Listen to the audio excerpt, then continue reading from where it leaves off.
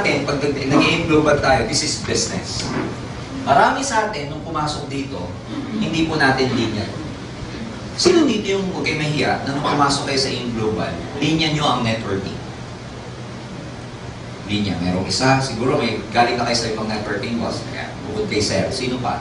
Yung pag pumasok siya, 2, 3, siguro dito 4, siguro more or less mga nasa 80 tayo.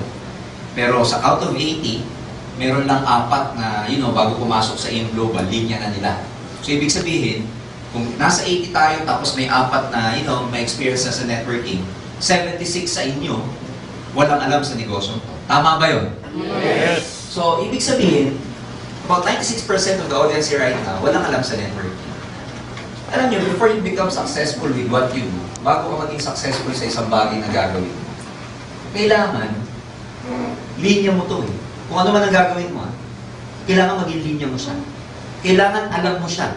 Kailangan gamay mo siya. Halimbawa, sa profession ko, engineering, electrical engineer. Bago ako makapag-practice ng electrical engineering, magdi-design ako ng electrical layout, mga electrical machines, nagdi-design kami ng power plants, nagko-troubleshoot ng ganito, nagko-compute ng ganyan. Bago ko magawa yung trabahong ganun, dapat ba linya ko siya o hindi? Hindi. Dapat linya ko siya. Paano ko gagawin yung computation, yung formula, kung hindi ko siya naging linya muna? Meaning, before I became a professional engineer, kailangan maging linya ko muna siya. Kailangan master ko siya. Kailangan gamay ko siya. Kailangan kabisado ko siya. Kailangan alam ko siya. Tama ba yun? Yes. You could just imagine na mga nagiging engineer gagawa ng bahay niyo, whether civil or whoever, yung gagawa ng mga buildings natin, gagawa ng mga tulay. Na yung ginagawa nila yung mga tulay at building na yan, na hindi nila linya yung trabaho nila. Can you imagine that? Can you imagine? So anong point ko? Kahit anong endeavor na gusto mong pasukin, total, nasa networking tayo. Kung gusto mong maging successful sa networking, dapat, maging linya nyo siya. Ulitin ko maging linya. Hindi ko sinabing, dapat, linya nyo siya. Ang sinasabi ko dito, dapat maging, may magic word na, maging. Hindi ko sinabi na, para maging successful ka dito, linya mo dapat to. Iba yun. Sa sinasabi ko ngayon na, dapat maging linya niyo siya. And paano mo nagiging linya ang isang bagay? Paano mo siya nagiging linya? Paano mo siya nagiging cup of your tea? Paano ka nagiging expert sa isang bagay? Paano mo siya nalalaman? Paano mo siya nagagamay? Paano mo siya nakakabisado? Anong gagawin mo? Pag-aaralan mo siya. Diyan marami nagkakamali. To a lot of people, akala nila darating ang reward sa networking nang ganun-ganun na lang. Because when I say you're successful here, syempre, pag sinabing successful ka sa networking, about 80% ng term na success, ang result, pera, kotse, result, material na bagay. But let me tell you na, ang success naman sa networking, hindi lang puro pera. Ang success sa networking, pwede may time freedom ka, pagkatamang pagkakabuild mo sa network mo, may income ka na, meron ka pa time freedom. Anyway, malalim na yung mga bagay na yun. What I'm saying is that, kung gusto mo makuha yung result na gusto mo makuha yung mga nakukuha ng mga GA dito, gusto mo makuha yung mga 100,000 per month, hindi po basta-basta dumadating yun ng ganun-ganun na lang. Umaattend kayo ng NDO. Tama ba? Yes. Anong sabi sa NDO? 80% saan daw kukunin? Attitude. Tama? Pero let me tell you, na totoo to, attitude. But attitude is not everything. Attitude can only make a difference. Ano ibig ko sabihin yan? Halimbawa, gusto mong maging magaling na mga awit. Magaling na mga awit ikaw. Gusto mong maging singer. Gusto mong, basta gusto mong maging famous pagdating sa in singing. Tanong mo sa inyo, by having a positive attitude, magiging good singer ka ba? Ha? Kung lahat na ng positive attitude sa buong mundo, nasa iyo na, magiging singer ka ba o hindi? Ha? Hindi. Dapat kahit paano meron kang skills. Tama ba? Kahit maghapon mong isipin na positive ako, magiging singer ako. Maghapon mong for the next 5 years, magiging magaling na singer ka?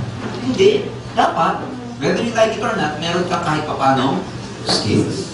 And yun, kailangan ma-develop mo yun dito. Before you even become successful in this business, kailangan ma-develop mo yung skills na kailangan before you become really, really wealthy here.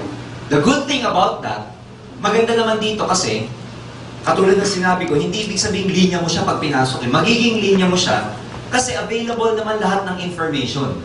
Ang kailangan mo lang, katulad ng sinasabi namin sa NBO, magkaroon ka ng good learning attitude. Ang purpose ng pagkakaroon ng good learning attitude, hindi para matuto ka lang. Ang i-goal nyo dito, huwag yung matuto ka lang. Ang i-goal mo dito, alam nyo kung ano, maging magaling ka na network marketer. Kasi alam mo, may kasabihan na winners are experts. Ibig sabihin, ang mga karamihan ng mga nananalo, karamihan ng mga nagtatagumpay, yung mga expert lang. And totoo yan. Yung mga nagtagumpay na distributor dito, ladies and gentlemen, they are experts. Paano sila naging experts sa ginawa nila?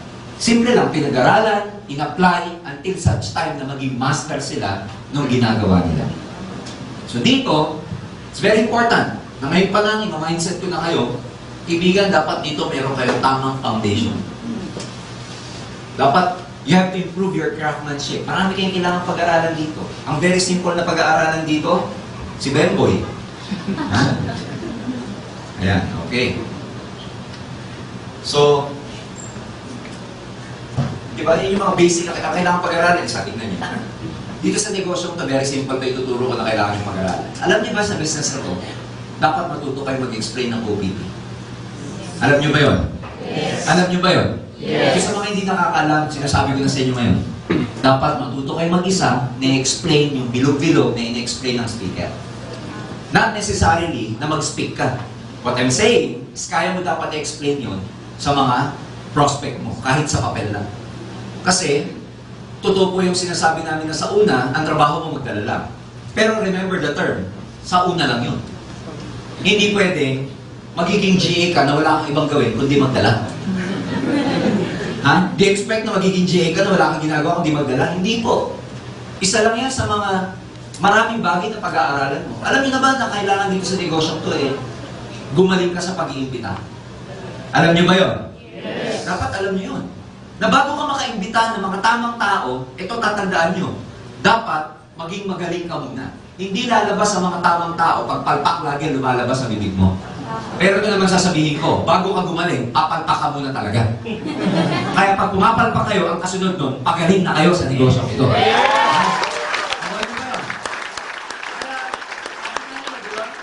It's okay to make mistakes. It's okay. Yung magkamali ka, wala pong problema dyan.